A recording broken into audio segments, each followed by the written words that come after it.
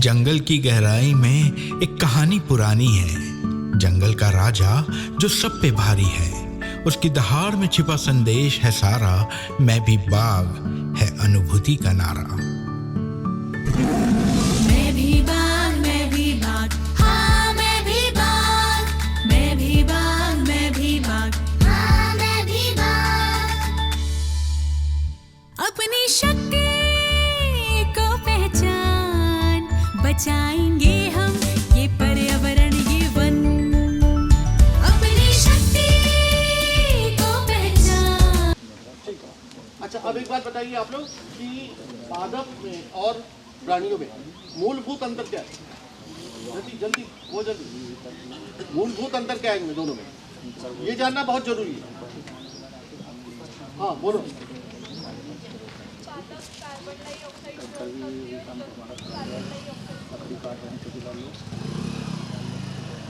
ठीक बोला, लेकिन अब फिर भी जो महत्वपूर्ण अंतर है वो, हाँ बोली। सर पेड़ पौधे हिल नहीं, मतलब एक जगह से दूसरी जगह नहीं जा सकते और इंसान जा सकते। और कोई? पादपों में हरित लवक होता है और मनुष्यों में नहीं होता, प्राणियों में नहीं होता। तो हरित लवक उससे होता क्या है? क्लोरोप्लास्ट है, जिससे प्रकाश संश्लेषण की क्रिया होती है। ये सबसे महत्वपूर्ण ये है कि पेड़ पौधे जो है, अब तो कैसे ही करना पड़ेगा, मैं थोड़ी आ सकता हूँ। ये लो, पेड़ पौधे स्वयं अपना भोजन बना सकते हैं। तालियां। पेड़ पौधे स्वयं अपना भोजन बना सकते हैं और जो प्राणी रहते हैं वो इसके ऊपर निर्भर रहते हैं, पेड़ पौधे। ठीक है ना? ये मूलभूत अंतर। इसमें केवल फंगाई या कवक ऐसी है जो परजीवी होती है, पैरासाइट होती है, वो अपना भोजन नहीं बनाती। ठीक है ना?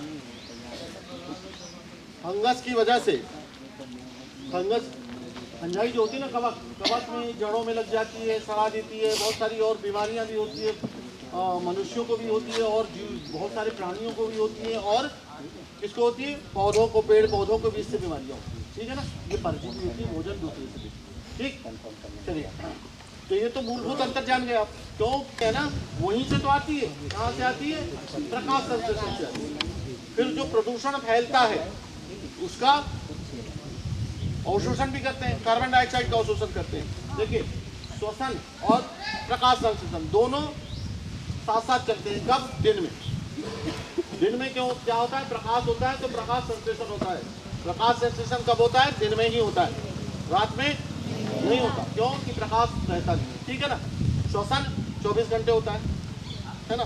तो श्वसन की जो क्रिया होती है और प्रकाश संश्लेषण की क्रिया होती है, इनकी जो गति होती है, इनमें बहुत बड़ा अंतर है। क्या? जो प्रकाश संश्लेषण होता है ना, वो श्वसन की जो क्रिया होती है उससे 10 गुना ज्यादा तेज होता है।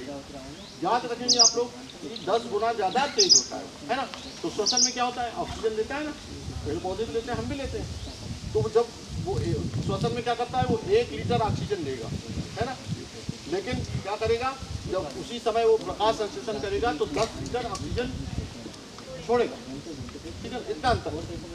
फिर श्वसन में 1 लीटर कार्बन डाइऑक्साइड पौधे छोड़ते हैं तो प्रकाश संश्लेषण में 10 लीटर। ठीक है ना? तो ये हुआ प्रकाश संश्लेषण, श्वसन की बात। हम बात कर रहे थे किसकी? इकोसिस्टम की और जैव विविधता, है ना? तो जैव विविधता नाम किसी ने सुना है क्या? बायोडायवर्सिटी।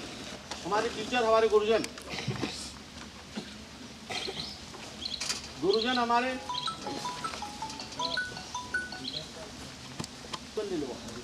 है ना? जितने पृथ्वी पर जीवन चलते हैं इस पृथ्वी पर। अच्छा, प्रकृति क्या है वैसे? प्रकृति किसको कहते हैं? प्रकृति वो है जो ईश्वर ने बनाया, वो प्रकृति, और जो इंसान ने बनाया या किसी ने बनाया वो मानव निर्मित है ना? वो प्रकृति नहीं है। ठीक है? सूरज, चांद, सितारे, पृथ्वी, ये सब कुछ है ना? और इसी में क्या है? जल, वायु, अग्नि, आकाश और पृथ्वी, सब सारी समाहित है। ठीक है? तो जितने भी जीवन इस पृथ्वी पर चलते हैं, चाहे वो वनस्पति हो, चाहे वो जीव जंतु, एक दूसरे से जुड़े हुए। क्या है? एक दूसरे से वो जुड़े हुए। ठीक है ना। और जुड़े होने के साथ साथ अगर एक नहीं है तो दूसरे का अस्तित्व खतरे में आएगा, ठीक है ना। कहीं ना कोई मच्छर भी कहीं ना कहीं भले का काम करता है, चूहा भी भले का काम करता है, सर्प भी भले का काम करता है, सब अपने अपने स्थान पे अपना अपना काम करते हैं, है ना। और वो ज़्यादा ना हो प्रकृति में, है ना। कोई भी जैसे मानव अगर ज़्यादा होते हैं प्रकृति में तो ईश्वर ने क्या किया है, उसको बैलेंस करने के लिए क्या बनाया कि वो ज़्यादा ना बढ़े, इसलिए क्या बनाया भाई। देखो धरती पे तो जैसे हमारा ये क्षेत्र है, यहाँ पर मनुष्य हो जाएंगे, दुराइजित हो जाएगा, युद्ध हो जाएगा, आपस में सब मर जाएंगे, है ना। तो उनको ज़्यादा ना हो इसलिए क्या बनाया है ईश्वर ने, क्या मृत्यु। तो वो तो एक से मरते, अब आजकल तो बहुत सारी दवाएं ऐसी होती मरते ही नहीं हो, फिर क्या होगा। क्या बनाया जल्दी बताओ, जल्दी बताएं आप लोग। महामारी, कोरोना आया था, कोरोना, तूफान, ये सब बना, ठीक है ना।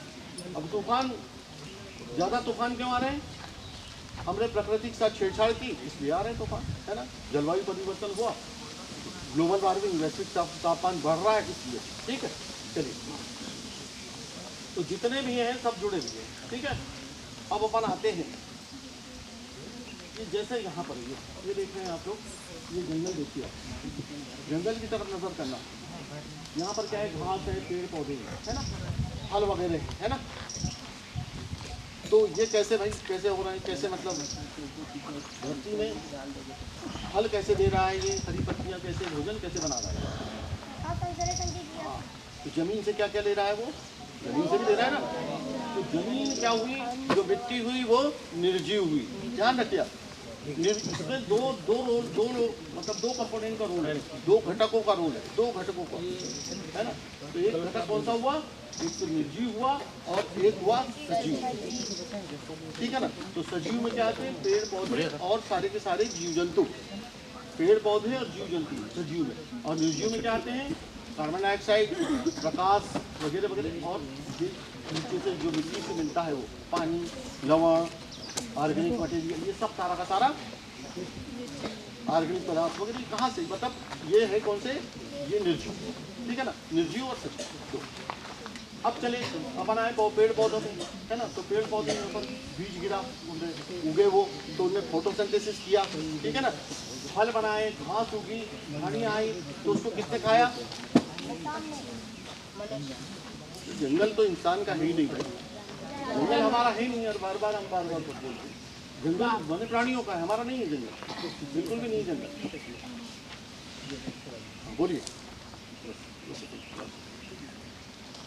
जंगल हमारा नहीं है। फिर किसने खाया इसको,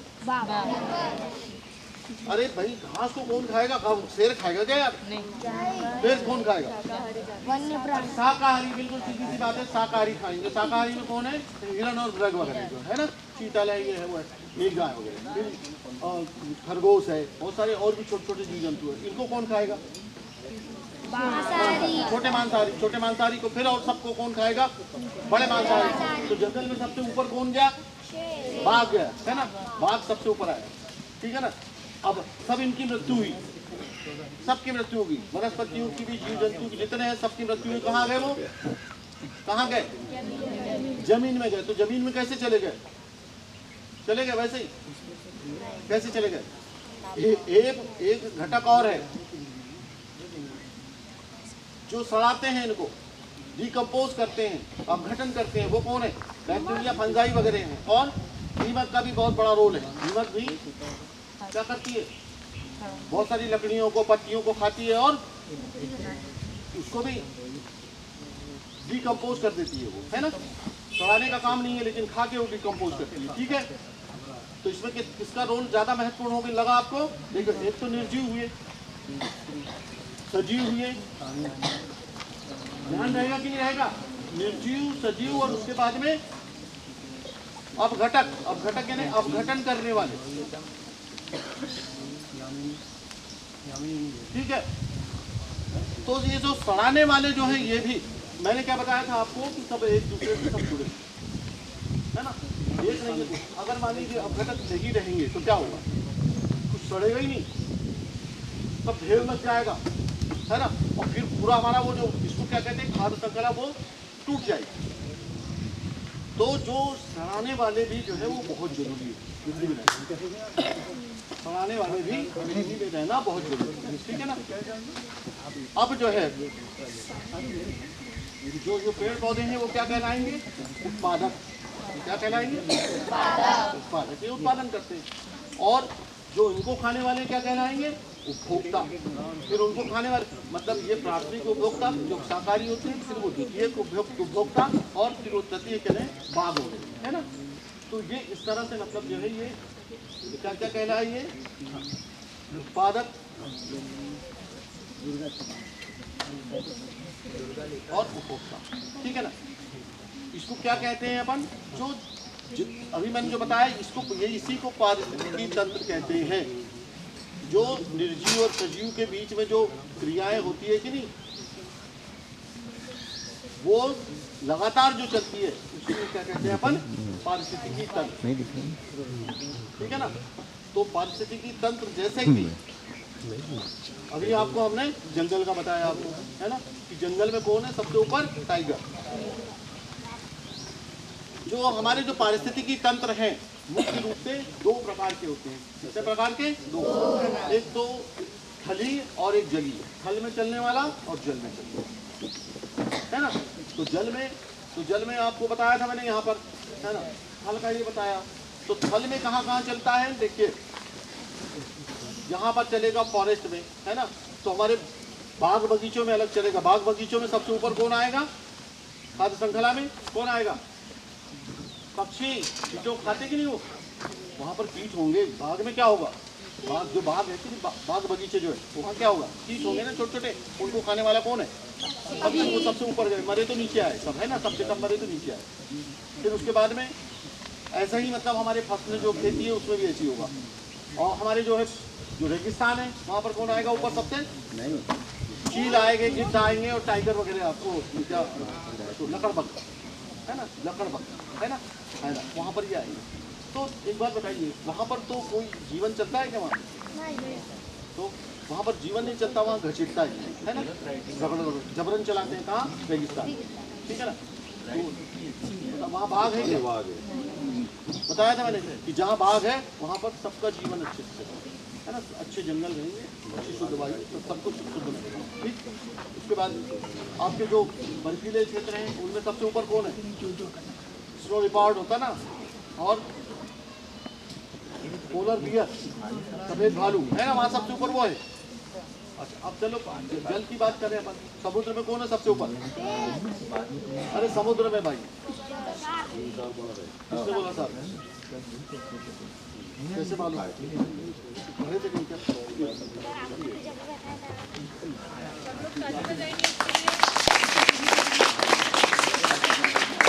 अच्छा अब थोड़ा सा इंटरेस्टिंग है, व्हेल और शार्क में अंतर बताइए। एक तो अंतर इन्हीं ने बता दिया, हाँ बोल,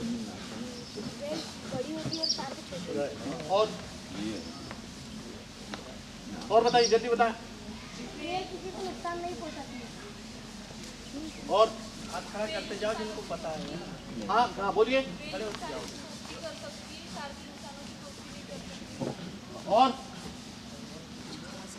और कोई, देखिए जो इनमें जो मुख्य अंतर जो है, एक तो शार्क होती है मांसाहारी और व्हेल होती है शाकाहारी, है ना।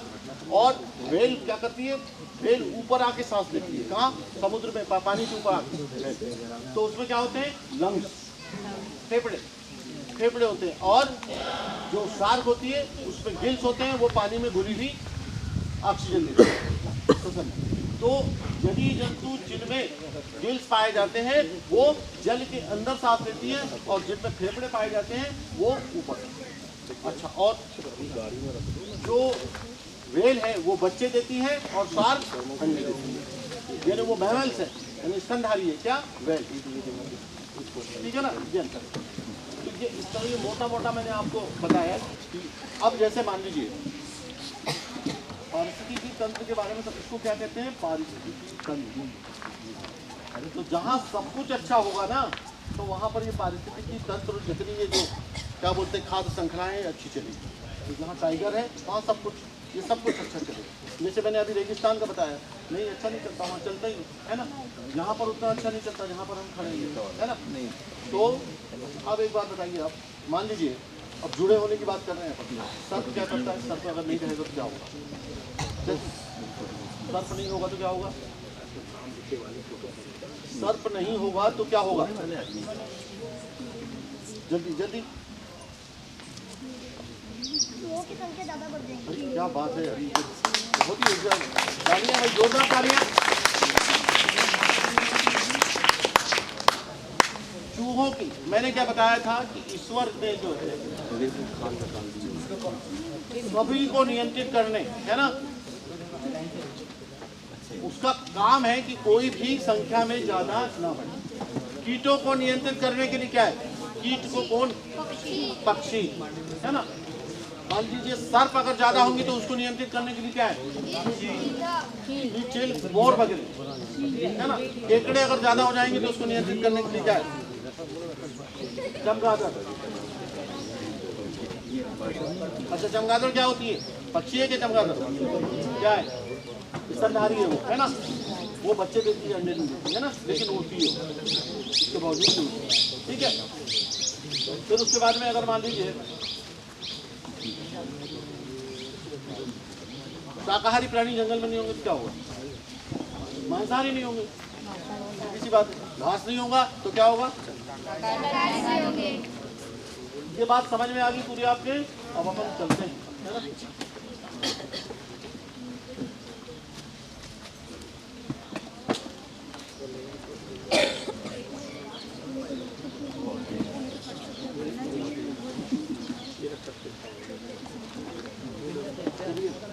ये 5 मिनट और आपके हम यहाँ पर और देंगे 5 मिनट, है ना। अब चलो थोड़ा सा रुचिकर बातें हम बताते हैं आपको। रुचिकर यानी जो थोड़ा सा मनोरंजक लगे, है ना। जो शाकाहारी प्राणी होते हैं और मांसाहारी प्राणी होते हैं, तो देखने में कैसे क्या मतलब कुछ अंतर बता सकते हैं क्या आप लोग? हाँ बताइए। सर जो मांसाहारी प्राणी होते हैं वो अपनी जीभ से पानी पीते हैं, एवं जो शाकाहारी प्राणी होते हैं वो डायरेक्ट। बिल्कुल सही, बिल्कुल बहुत अच्छा जवाब, है ना। एक तो ये अंतर, और दूसरा अंतर, वो दूसरा अंतर बताएगा। शाकाहारी प्राणी और मांसाहारी प्राणी में अंतर बताइए। शाकाहारी प्राणी है ना, डरावने नहीं दिखते और मांसाहारी प्राणी डरावने।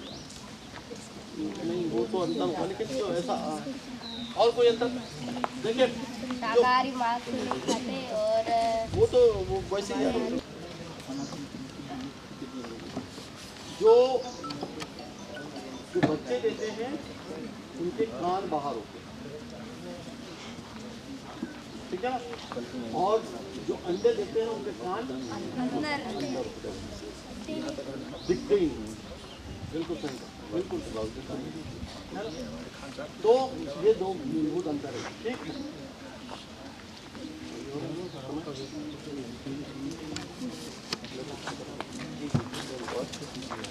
पक्षियों में और पशुओं में मेल सुंदर होता है कि फीमेल होता है?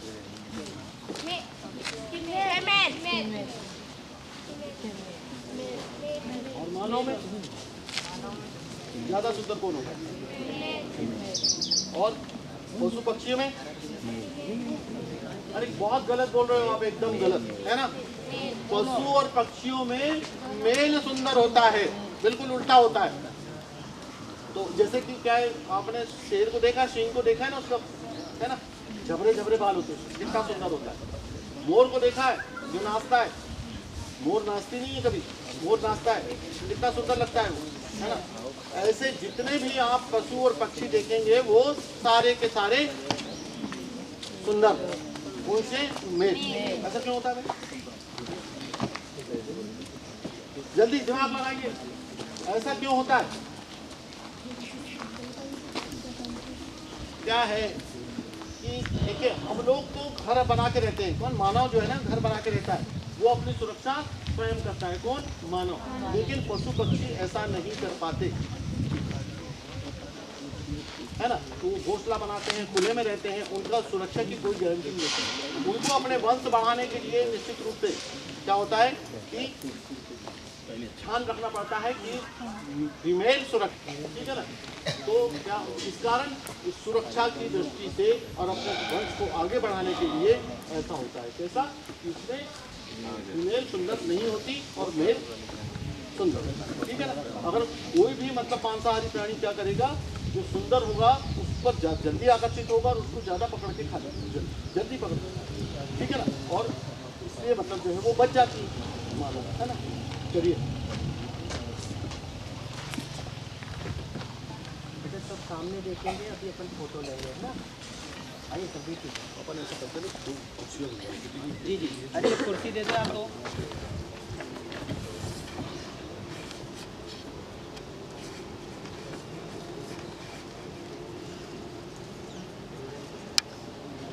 बढ़िया, सभी आ रहे हैं अच्छे से।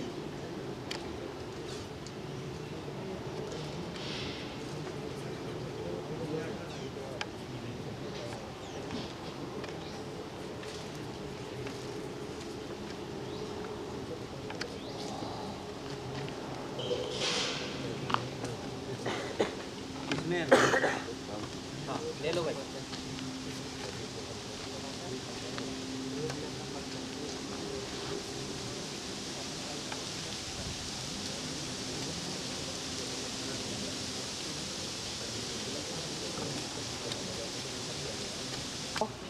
महात्मा गांधी, हाँ ठीक है, सुभाष महात्मा चंद्र गांधी, बोस, चंद्रशेखर आजाद, भगत सिंह, झांसी की रानी, झांसी की रानी, और बताओ। रानी दुर्गावती, ठीक है, ठीक है। देखो, हमारा जो देश था उस पर अंग्रेजों ने करीब 200 साल तक क्या किया, शासन किया, ठीक है। और इस देश को आज़ाद कराने के लिए हमारे देश के प्रत्येक नागरिक, कुछ वीर शहीदों को हम जानते हैं जिनका नाम पूरा भारत जानता है, कुछ लोग ऐसे हैं जिनका नाम हम नहीं जानते, फिर भी उन्होंने हमारे देश को आज़ाद कराने में सहयोग दिया है, ठीक है।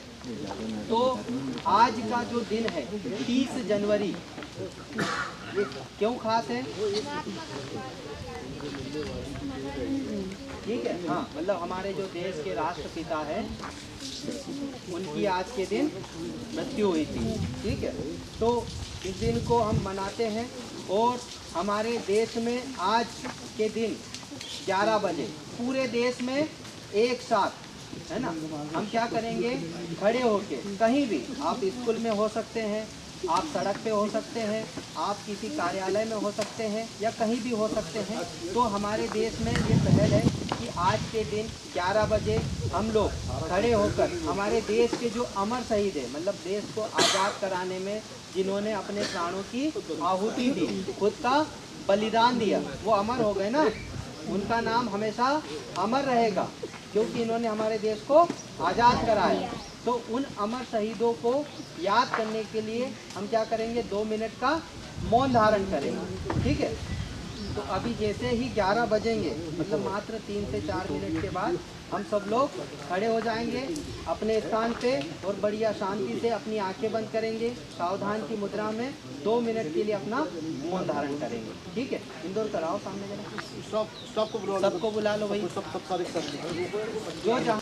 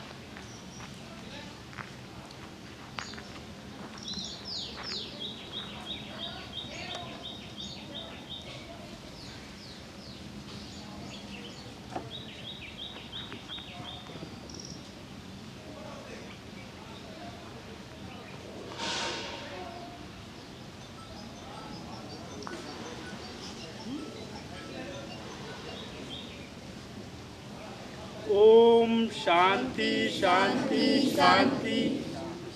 विश्राम।